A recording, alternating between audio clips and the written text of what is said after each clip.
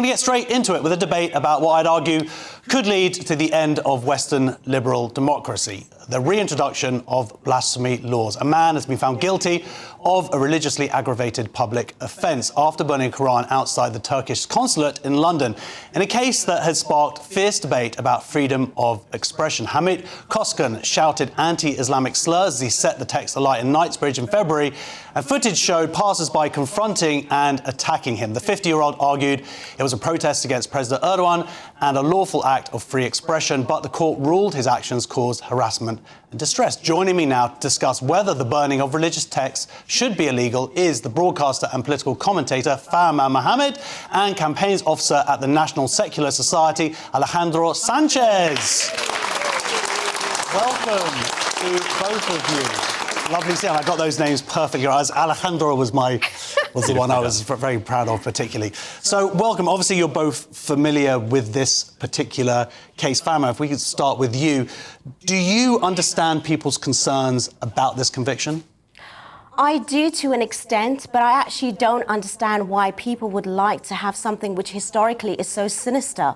When it comes to freedom of expression, I don't know why we're talking about it as being, blasphemy laws. We're not here to say that we cannot have debate and criticism. It happens within all forms of society, religion and not religion. When it comes to protests, when it comes to debate, but on the streets, publicly, and you are targeting a particular group in that sort of sense. Historically, we know in Nazi Germany, that was what was done to the Jewish sort of books. And that is not something that I want my children or anyone else's children growing up to think that that's okay. OK, well, look, every protest arguably targets someone.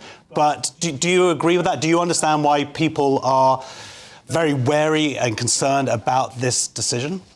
Yeah, absolutely. But just responding to Fahima's point, this was a political protest outside the Turkish consulate, and it was a protest against Islamism. It was a protest against an idea, and the law should protect people, but it shouldn't protect ideas.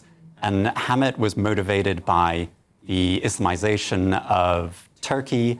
His family has faced great suffering in the Armenian genocide at the hands of Islamists, and he was making a peaceful protest against an idea, and he was attacked and assaulted for doing that.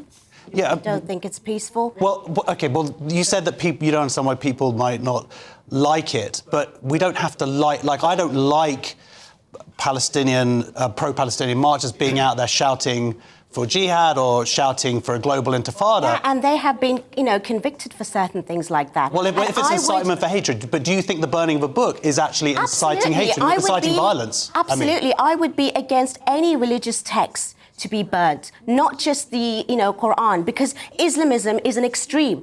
And a lot of 2 billion people across the world, uphold that religious text as a form of their identity. Well, let's talk about those 2 billion people. That is actually taken away from those people that actually do that. You're trying to say that Islamists and that text, it goes hand in hand, and that's where there's a problem. No, I think that he said, well, Islamists and that text do go hand in hand. Also, regular Muslims who don't follow the extremes of that ideology go hand in hand. But of course, the two are connected. But he would argue, and others would argue, that actually some of the people who are most affected by blasphemy laws are Muslims. Within Muslim-majority countries, doing something like that will get you killed, has led to people being killed. But that's the thing, that's not blasphemy laws. That's what I'm trying to tell you. You can have blasphemy laws in those countries which, they actually will not even allow you to speak against a faith or whatever. That's blasphemy laws. You guys are not understanding the terminology.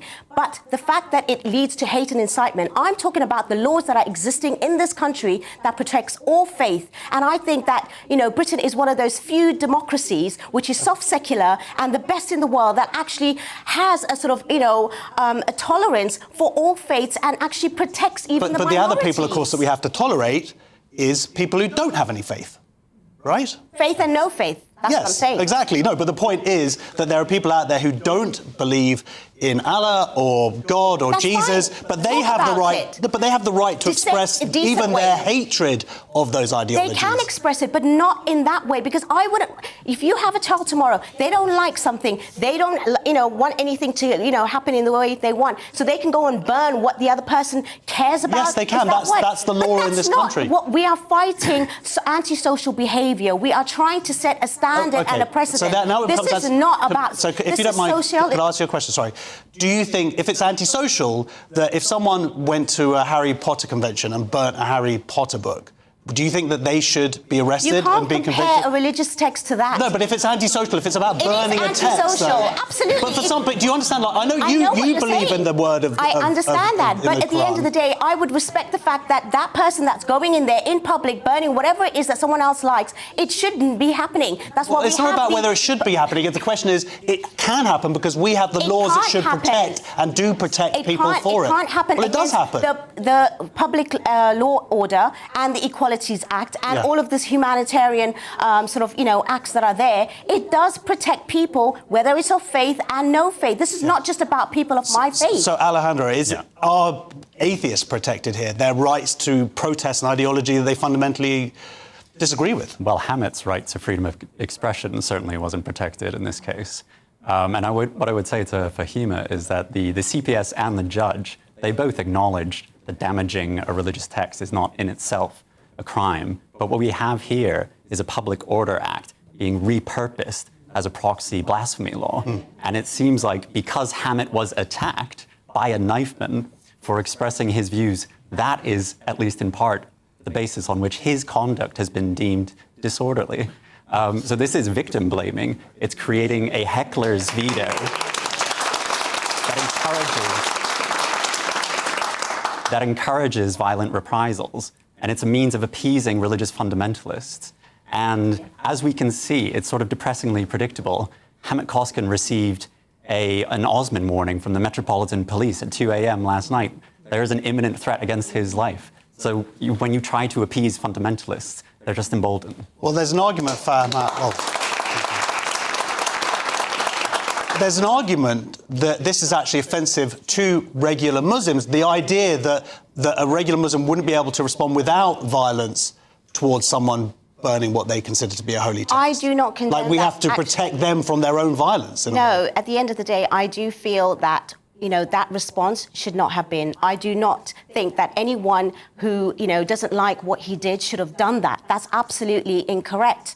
And I do not condone that kind of behaviour. We are going to find extremists. We are going to find things like that. But that should not portray the fact that when you do something like that, we have to understand how society and behaviours work. And when you are putting forward that if you don't like something, and instead of doing a peaceful protest without having to burn and desecrate, leading to hate and incitement, which in this public law order and the acts and the hatred kind of regulations adhere to, it keeps this country more civil than anywhere else in the world, because we have some sort of civilization of where it is free to speak, but with responsibility. Okay, that's the problem that we're not understanding. It's about responsibility. It's about understanding that, not everyone, like you and I, we can talk here, we can say things, but people on the streets, we cannot control that. So these laws and orders keeps it in hand. We don't realize that, what's happening in the US and what's happening in the sort of like European states, and I've traveled worldwide. This is the main country, I would say, in the entire world that keeps it civil, because we have those protections for everyone. But it sounds like you're arguing that if we don't have a law like this, then it's going to be uncivil. The point is that we have laws to protect us, and it's up to the individuals to remain civil. So it puts the onus on people in our society to not respond with violence to remain civil. Every company, every business, even in this place when we're speaking, we're regulated by the Ofcom, whatever it may be, in Ofsted, in schools, there is always going to be some sort of regulation. We're not here. There's no such thing as absolute free. And when you have that in the US, you see the riots that are happening for days. You see that people that are even inciting hate covered by those kind of free speech. It really does. Because that's part of what the judge said, was this was the argument that it was going to incite this man, he hated Muslims because he burnt the book, even though the guy said this is an ideology that I have an issue with. Yeah. What do you think about this argument? The idea is if you hate the ideology, you hate the followers of the ideology. No, not at all. That doesn't follow. That's a conflation. But this is what the judge said, essentially. Well, we think he's mistaken in his assessment. Mohammed didn't use the word Muslims during his protest, and I think that's really telling. He was talking about Islam, Islamisms, and the doctrines that follow from them. Yeah. Do you think that I know you said you don't think that any religious text should be burned, but do you recognise this what people are talking about in terms of a two-tier no, because I see both sides. No, but do you see I don't see anybody getting arrested for burning a Bible in front of Westminster Abbey, for example. That just doesn't happen. It doesn't happen because no one's done it. You go and see if someone, at the end of the day, if someone was to go burn a Torah tomorrow, it wouldn't be like, oh, it's free speech. It would be anti-Semitic. No, I'm sorry, I disagree. I disagree with you there, because you might disagree, anybody could burn the Torah. The point is that's an ideology. If people have issues with an ideology, I don't have a problem. That is the ideology. But that's a separation. But you see there's a separation between the two. But people always treat Islam completely different. I don't think they do. You wouldn't think that. I'm telling you because I am the victim of it. I am sitting on the other end and I see this happening, whether it's me and anyone else. But that's not to say that anti-Muslim bigotry isn't real. But do you think that anybody should be able to criticise Islam without being an anti-Muslim bigot? We criticise each other all the time. Between us Muslims, we do that all the time, and we can do that here. Yeah, but the problem is that criticism, unfortunately, leads to violence in many Muslim countries. Why are you talking about there? We're talking about the laws here. We are here unfortunately, that's led to laws in this country as well between Muslims. No, it's not. You think? Yeah, because unfortunately, you had the film come out a couple of years ago. A certain sect of Islam considered it offensive and went out and shut down what other Muslims believe was a totally valid film. Look, they are going in. That was shutting down their free speech, right? Yeah. They were going out in protest. Anyone can go out in protest, but there are certain acts that is actually going to be incitement and hate, and that's why the law prescribes to that, and they have it very clear. If you have a problem, go and attack the law, the judicial system, the kind of protection acts that we have, because I see it as something that is there which keeps, the civilization going in this country, which is better than anywhere in the world. Well, it's interesting. And it's not actually because taking away freedom, it's doing it again in such a way that we can speak, but within reason. Because what are we showing our future children? Well, this is the point. What are we doing all of this for? Well, this is the point. I mean, I would argue I'd argue the same point, but from the opposite point of view is that putting on blasphemy laws like this is what threatens our society. It's not blasphemy laws. Would you agree with that? Well, it is. It's blasphemy laws by the back door. No, it's not. Well, if you've got somebody being found guilty of... what the definition of blasphemy laws is. It means that you cannot speak at all. This is but you're placing limits on a criticism of an ideology. That's blasphemy laws. No, we're not. He can criticise. Just don't burn the book. Sorry, Alejandro, we're going to let you speak because we believe in free speech, but it's just me and Fahima there. I would point Fahima to the words of Lord Justice Sedley in the Court of Appeal, and he said that free speech includes the heretical, the unwelcome, the provocative, and he said free speech that only includes the right to speak inoffensively isn't worth having. And I think that is what is happening today. Well, you know what? I would take the words of Jesus, peace be upon him, where he wouldn't like this. We come in and we talk about Christianity. It does not come in line with British values. I think Jesus would. Nor does it come in line. Jesus probably would stand up for them, but whatever. I would prefer a country that is more Christian, and these things would not happen because that is not in line with even any faith that would happen. Well, I personally worry that our country would be over if we were unable to criticise Islam in an extreme fashion. And criticise any religion, by the way.